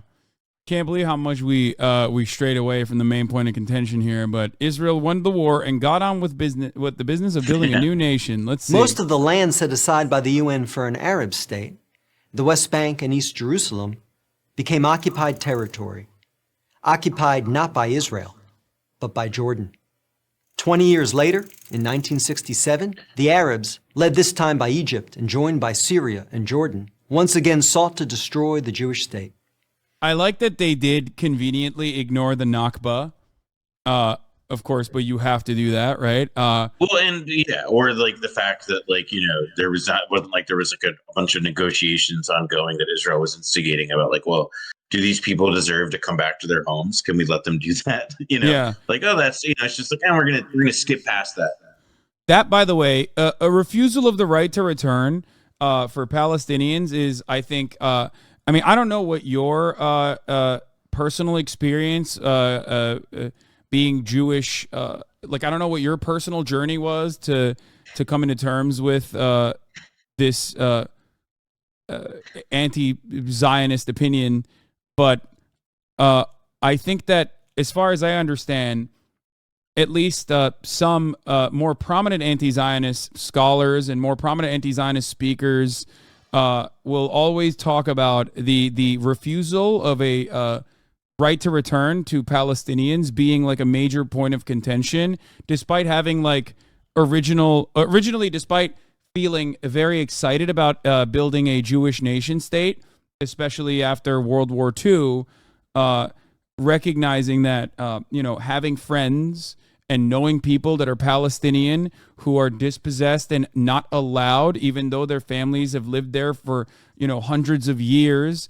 whereas like some American Jewish person or a Jewish person anywhere around the world could just go and like live in any part of Israel that they want, including territories that Israel is currently occupying, is an illuminating moment for many American Jews, or just like Jewish people not living in Israel, or even Israeli Jews, I guess. Yeah, and it's also so that's exactly right. Like, so the right of return for Palestinians is a two-sided issue. The first is that Israelis, or rather Jews around the world, if they can prove to the Israeli state that they are sufficiently Jewish, and there are parameters and there have been court cases, obviously, as you can imagine, kind of delineating who's a Jew and who's not. The one that I would suggest your audience to Google is the Brother Daniel case, which is kind of, I think, the canonical one. It's about a Jew who converted and it became, I believe, either a pastor, a priest, or a monk. Anyway, and so the Jews have a right of return where they can just go to Israel and hang out, and settle, become, they can move to the settlements if they want, they can do whatever. But like, and it's encouraged. It's the idea of like this Jewish homeland is that. So yeah, and they have a whole structure for it. I mean, the idea immigrating to Israel in Hebrew means the phrase to immigrate to Israel in Hebrew is la'alot, which means to go up.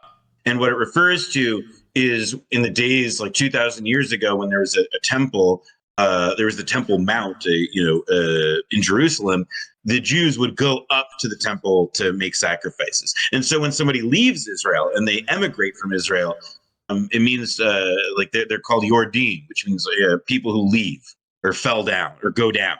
Yeah, people immigrating to Israel are returning, right? Like, that's what it's considered. Well, I mean, it's exactly like, they're returning. It's framed and put into this 2,000-year process. The idea of like, we are giving a state structure to Jewish peoplehood. Please don't ever think about who it's constituted on. And then the other half of the right of return issue is that Palestinians cannot go home. They cannot go home. And the Palestinians who are in the West Bank, you will have people who've spent their whole lives on a village on a hill in Palestine, and on clear days they can see a Mediterranean Sea that they'll never be able to visit.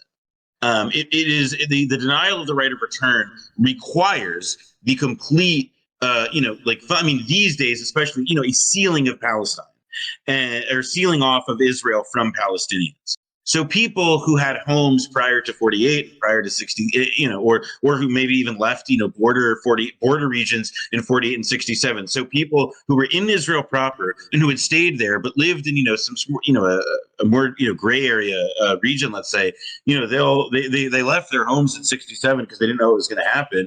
And now they can't go back. So either, it's Jews enjoy the privilege of effectively unlimited access to Israel with the support of the state, while Palestinians, they can't even go, they can't even so much look at their shit in person. And the dispossession is ongoing. I mean, people can look up the videos of what happens in Silwan. It's the neighborhood in Jerusalem, or Sheikh Jarrah, more famously, where you'll have some a Jewish guy from Brooklyn being like, listen, I'm sorry, your problem, it's not with me. I have just stolen your home, yes, but it's not my problem. And then it's like, and you have a Palestinian family wailing with all their shit in the street because their home of 4 generations is now in the hands of, like Shmuley from Midwood. And it's just, that's what right of return amounts to. Yeah, like a lot of far right American Jews are some of the most like rabid settlers, all the way from, all the way from Baruch Goldstein was American too, right? Yeah. Yeah. A lot of the word. I mean, but that's it's the zeal of a convert. you know, like, I mean, he wasn't literally a convert, but like, it's part of what makes these, you know, I would argue like it's very wound up with the settler colonial thing where it's like, yeah, people who come to this place, you know, who do come to this place from, you know, like if I were to have made Aliyah, you know, it's like you already are coming in at a place of inflamed and heightened passion. So they're obviously they become overrepresented in both terrorist acts and, you know, as activists in this cause. Would you say that a similar radicalization occurs amongst like formerly ethnically undermined Mizrahi Jews that become really far right, more radical parts of there's a fact that I was told many years ago that like has always stuck with me, which was about like a survey done of Israeli high school youth, and it asked them, you know, how many times a day or how often do you think about the Holocaust?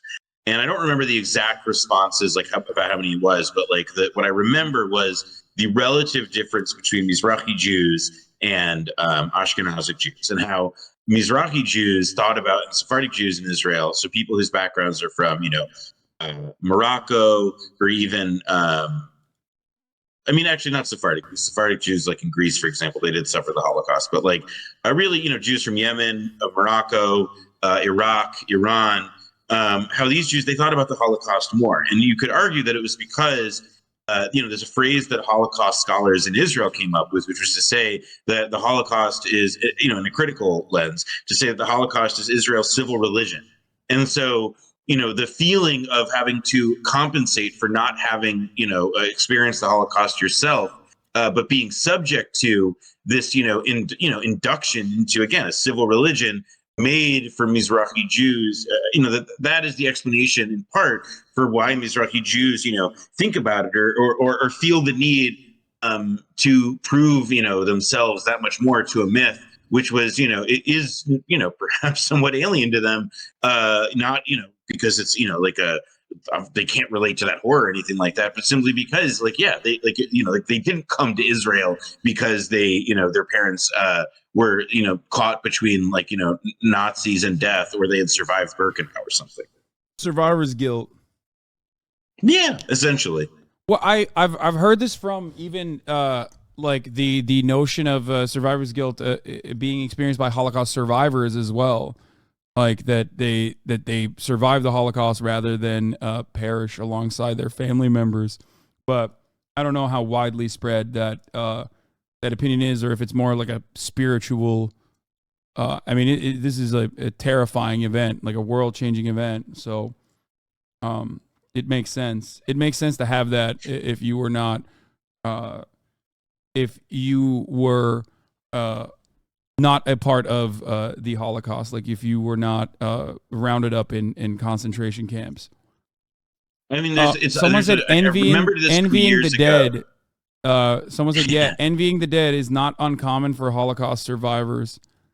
There's also, I think, like another, I can't believe I'm quoting this guy, but it's a line that stuck with me for many years. I read it as a memoir. But Christopher Hitchens once said that, you know, people on the fringe of an identity cling the most tightly to it. And I think that there's some wisdom in that. In that, like, if the Israeli, the new Jew, which is, by the way, you know, the image of a muscular kind of Zionist Jew in contrast to the pathetic continental European Jewish weakling, that emerges out of, you know, like working the land and all this shit in Israel. You know, like that's the culture, you know, if you know, like that's the Israeli, like Gary Cooper or John Wayne, you know, image. And if you are not somebody who, like, resembles that, you know, in the 1950s, a lot of Mizrahi Jews came up in what were called ma'abarot, which were these, and there were, you know, movies made about them, even some comedies about the difficulty of adjusting from, you know, like living life as, you know, an Arab Jew in a sense, to moving into these, you know, essentially these camps where they were going to be trained on how to live as Israelis. And the culture clash was really, you know, quite substantial. And, you know, I think that this is kind of, you could view this, you know, sort of like fierce nationalism as part of what they had to inculcate in people as part of the process to assimilate them into this ideal. Exactly. Or to accept this ideal. Yeah, no, that's a perfect that's a perfect representation, I think, or a perfect way to try to analyze where some of the more radical elements come from, sometimes within Mizrahi Jewish people. Okay, so 1967, Arabs are trying to destroy the Jewish state. The 1967 conflict, known as the Six-Day War, ended in a stunning victory for Israel. Jerusalem and the West Bank, as well as the area known as the Gaza Strip, fell into Israel's hands. Oh, they fell into Israel's hands. They were dropped there by accident. A bird was flying overhead. You don't understand. They had to do it to him. They had to do it to him. They had to do it to him for the one time. Over what to do with this new territory. Yeah. They were split. They were really confused. They Half were like, wanted to return the West Bank to Jordan and Gaza to Egypt in exchange for peace. The other half wanted to give it to the region's Arabs, who had begun referring to themselves as the Palestinians, in the hope that they would ultimately build their own state there. But go on. That's 1967 is the first time people... This is a huge trope. It's still very popular in the right wing. I see it all the time about how like Palestinians had no identity, that like the Gaza Strip and the West Bank, like in Nablus, those Palestinians and Arabs have no connections to one another. In fact, Gazans cared, they're retired more to Egypt. So all that's bullshit. Like that's just like right wing revisionist claptrap. That is, like writers for Tablet magazine or something repeating stuff that they read in books by people who don't speak the language or have any interest in developing an authority, but obviously just want to make shit up about how Arabs could never have developed, sophisticated European style nationalism, including Jewish people also that lived in historic Palestine. But absolutely, but it's really funny as participating in a culture that was, like included Arabs. They perhaps many of them viewed themselves as Jews who were a minority in historic Palestine in what was obviously, an Arab society. Yeah. One funny, but also albeit disgusting way to reframe this is also by the supreme eminence of the intellectual and much smarter, much more superior Jewish state, carefully acknowledged the existence of Palestinians for the first time in 1967. Like it's very supremacist. It's very disgusting to just like analyze it from that framework. But he just like drops it in there. It's no different than saying Palestinians have never had self-governance until the Jewish state of Israel gave them self-governance, and look what they've done with that. That's why they live in sewage. The Ben Shapiro line, good stuff. Neither initiative got very far. A few months later, the Arab League met in Sudan and issued its infamous 3 no's. No peace with Israel, no recognition of Israel, no negotiations with Israel. Again, a 2-state solution was dismissed by the Arabs, making this rejection number 3. There wasn't a there's not an there wasn't an offer. No offer. You're just saying it was a preemptive rejection, so you're calling it a rejection, which is like not all right, just keep playing. That's all there is to say about that. I'm okay. It's a rhetorical sleight of hand. Yeah.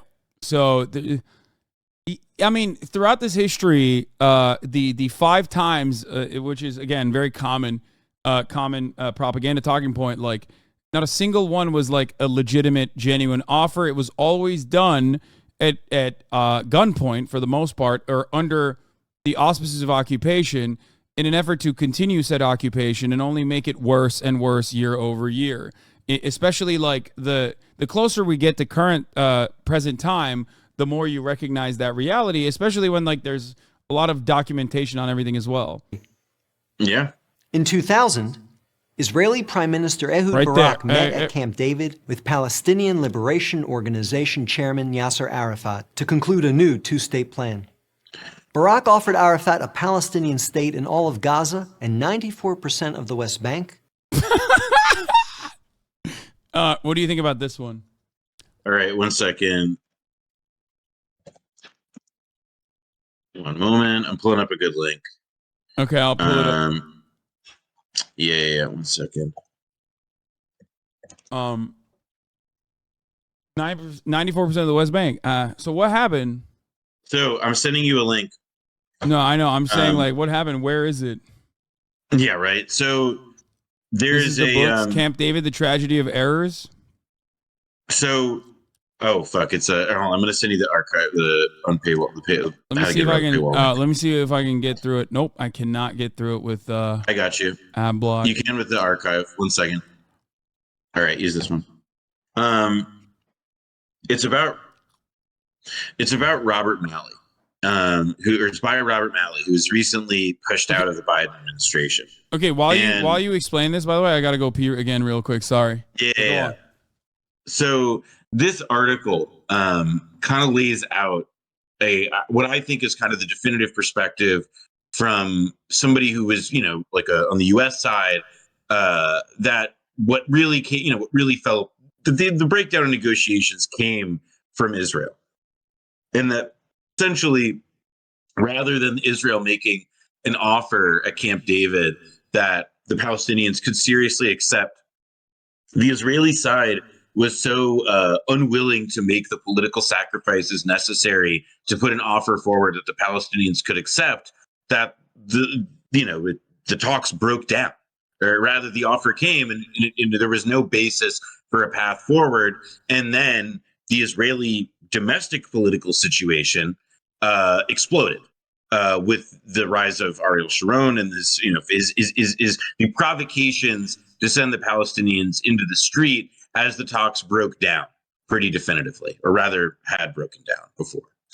And I think that, for your viewers, the people who are still listening here while Hasan is taking a whiz, that this article, if you want to read it, kind of lays out pretty straightforwardly the, failures at Camp David and to whom they can be attributed. Trying to see. There's also this as well. Oh yeah, there we go. This Guardian article talking about Israel spurning Palestinian offer of biggest Yerushalayim in history. Leaked papers reveal negotiators proposed concessions on East Jerusalem settlements, Sheikh Jarrah, and Old City holy sites quietly, and the Palestinian Authority leaders privately discussed giving up part of the Flashpoint Arab neighborhood of Sheikh Jarrah, according to leaked documents, and they proposed a joint committee to take over the Haram al-Sharif Temple Mount holy sites in the Old City of Jerusalem, the highly sensitive issue that, along with refugee rights, sank the Camp David talks in 2000 and triggered the Second Palestinian Intifada. So this is what you're referencing, right? I mean, this is part of what you're referencing, I think, yes. Right? I mean, essentially, yes. And we've gotten the article that I just shared was published in August 2001. So we've learned many, many things since then. But part of the reason I wanted to I shared this link was because it was so fresh at the time, and meaning that this talking point that Israel gave Palestinians the deal of the century was as you can imagine, a misrepresentation of how talks had broken down, and that the Israelis and Palestinians just had they wanted fundamentally different things at the table, which, by the way, is sort of is really, and I have a pretty good idea of what the next rejections are that the Mr. PragerU goes for, or David Blog goes to explain, because it does just come down to if you're going to make an offer that there's no chance of being accepted because it's part of you're operating on cloud nine, and there's no world of concessions that you would ever make that the Palestinians would accept, and there's no world in which what the Palestinians want is something that you would give. You could just say that every time you don't come to an agreement, it was a rejection. It comes down to framing, really. It is a kind of weasel word sort of thing. But let's go on and see how he tries to continue spinning this. Do you also? Because the other thing, by the way, these land swaps. Also, I will say he offers it on all the 90% historical whatever, but left unresolved. In addition to Jerusalem, by the way, and this issue was right of return, of course, and these other issues. There was not enough progress made in resolving what were the other major political sticking points that were not just the land, which was still, by the way, by itself not resolved. And also, at every single step of this, at every single step of the way. Israel has maintained its occupation, and therefore, in an effort of showing good faith, could have absolutely followed along by force if they wanted to these conditions that were seen as favorable at the time that I guess the Palestinians simply rejected. So that part is also very silly ultimately. Like there is no saying Palestinians rejected these offers and that's why we just have to continue partitioning the West Bank is idiotic. Like I think it's ridiculous. Oh, hold on. All right, my mom made me food. Oh, nice. Lucky you. I got to go get dinner soon. Okay. We'll burn through the remaining 2 minutes hopefully. Yeah. But okay. With East Jerusalem as its capital. But the Palestinian leader rejected the offer. In the words of U.S. President Bill Clinton, Arafat was... Also, there's no mention of the Oslo Accords. You notice he skipped from 1967 to 2000. The only reason that these talks are happening is because the Bush 1 administration forced Israel to Madrid, and then it's like a whole it's obviously collapsing the whole history by which like Israel was strong armed to be at the table in the first place, and then they take the one pithy thing Bill Clinton said about it to give them a soundbite that they can flagellate to death until there is no more Palestine left. Yeah. I mean, if you present it like this, it seems real fucked up, man. Seems like these Palestinians didn't know what was good for them when Israel was so kind enough to say, hey, I know we like took all this land from you and displaced you from said land with another occupying force, but why do you keep saying no to these good deals that we keep offering you? It's kind of fucked up. Yeah. Here 14 days and said no to everything. Instead, the Palestinians launched a bloody wave of suicide bombings that killed over 1,000 Israelis. Yeah, we went into that and earlier. maimed thousands more on buses, in wedding halls, and in pizza parlors. Rejection number 4. In 2008, Israel tried yet again. Prime Minister Ehud Olmert went even further than Ehud Barak had, expanding the peace offer. This is the funniest part about this, of course, is that like at this point, settlements are a constant, and it is like West Bank is fully occupied. Now restriction of movement has taken place fully. Like this is like post 1994 in the 2000s at this point, like before Gaza, before Israel completely withdraws from Gaza, forcibly taking settlers, forcibly removing Jewish settlers in Gaza at gunpoint so that they could completely close it off to the rest of the world. They already started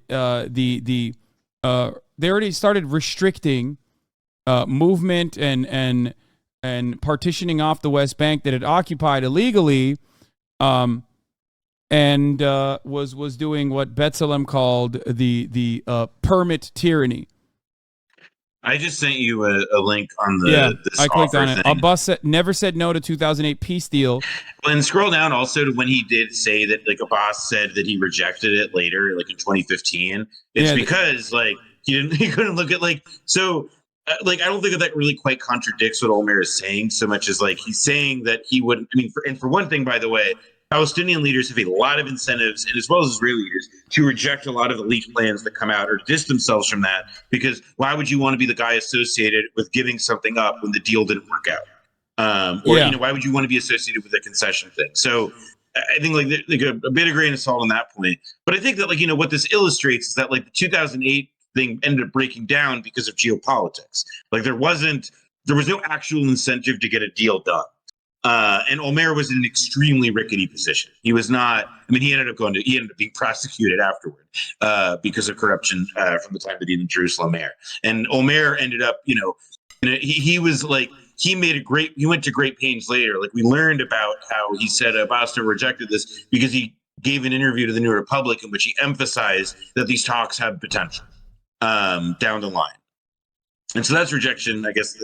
I mean, I'm curious.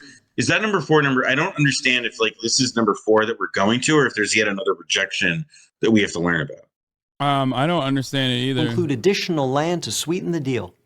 Like his predecessor, additional land. The new Palestinian leader, Mahmoud Abbas, turned the deal down. Rejection number 5. In between these last 2 Israeli offers, Israel unilaterally left Gaza. giving the Palestinians complete control there. Okay, that is just a lie. That's a lie. Like, Palestinians do not have complete control. No, that's the worst one, but that's the one that is off repeated, where it's like, yes, it's a literal fucking concentration camp. They've ghettoized the West Bank, okay, and the disengagement is also like, it was a. So basically, in the mid 2000s, there were really not that many settlements, and you're talking about fewer than 10,000 people, I believe. Versus the West Bank, which is, at this point, millions. Why didn't they do the same thing in West Bank, you think? Well, it's because the reality is, because in the West Bank, if you look at like a map and it's like, where do Jews live and where do Arabs live? It's like they're all mixed together.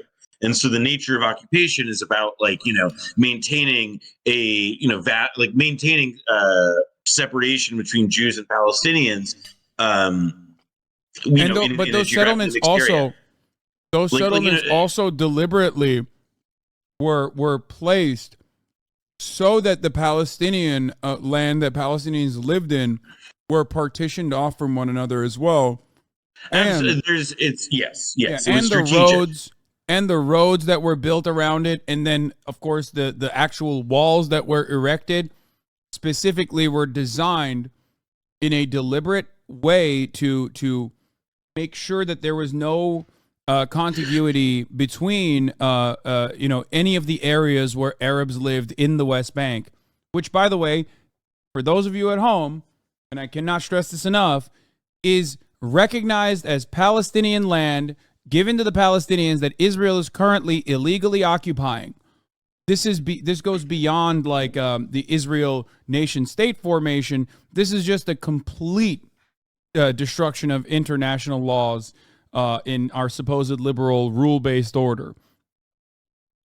Absolutely. And in this case, with the disengagement, it's this open air prison and all this other, all these other things, but it enabled, in a sense, what they gave, Ariel Sharon, who was the prime minister at the time that they oversaw it, he was no dummy. And he was extremely not a softie. He had been the defense minister who had been in office at the time in '82 of the murders of the massacres of Sabra and Shatila. So he was a hardliner. And so, this is this maneuver, which everybody said, would go down a disaster. It actually went off, it was very clean. The effect of it is that it essentially allowed Israel to, in response to the election of Hamas, to basically say, whatever goes on there is their problem.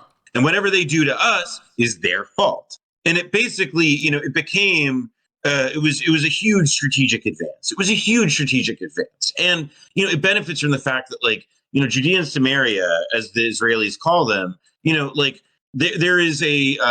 are more real and quote unquote real, there are biblical references that you could point to about why you want to be in this hilltop or this mountaintop.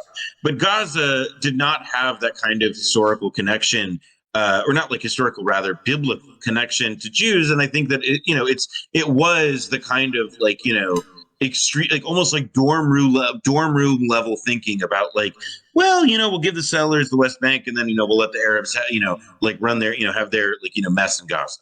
And we will continue to, as to use the phrase that Netanyahu used, in a few years ago in a private meeting, he would just decide how high the flames would get.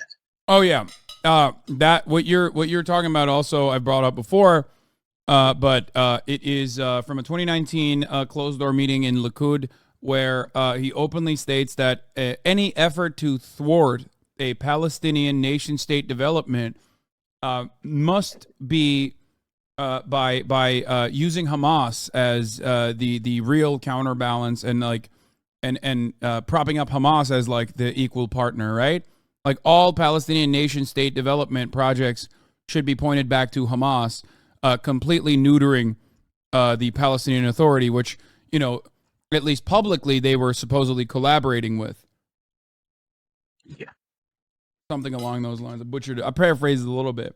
That was, but that was a deliberate attempt to show Hamas as the singular force for Palestinians, the only group that is to be reckoned with when you are talking about Palestinian rights or Palestinian needs, Palestinian interests.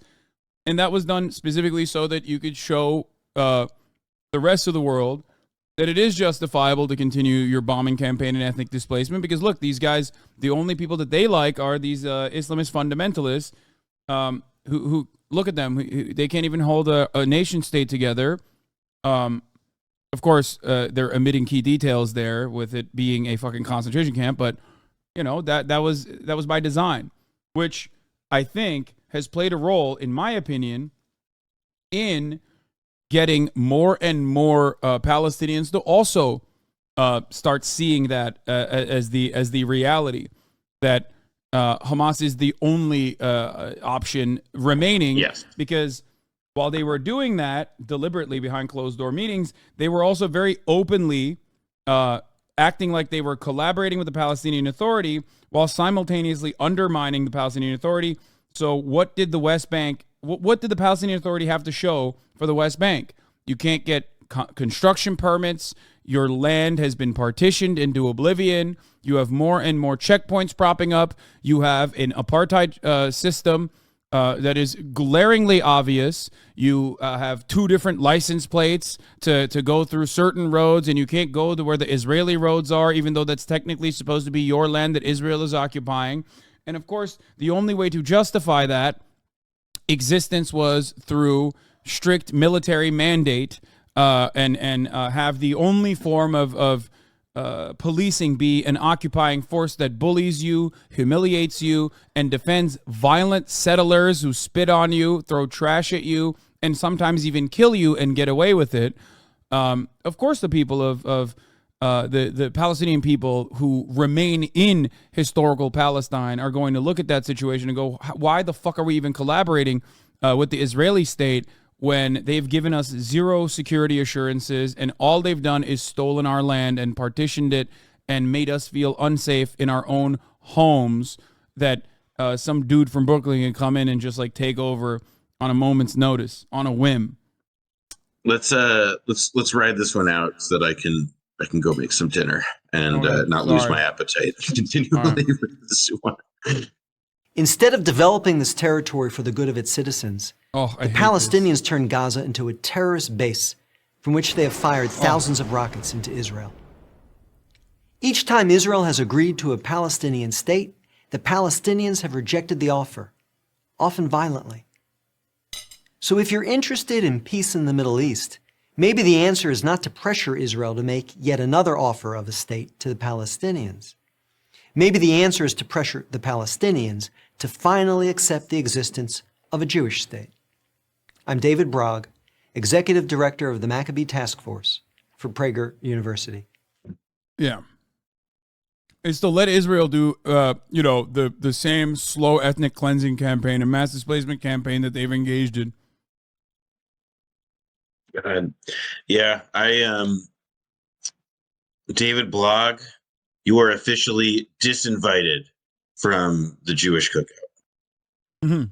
You are no longer, do not expect a seat there. You're cooked. You're done. Fucked up. No, thank you so much for coming on.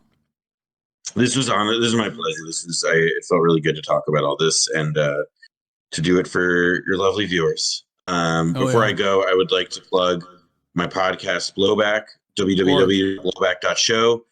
Please sign up and subscribe. You can listen to the first episode right now wherever you get your podcasts.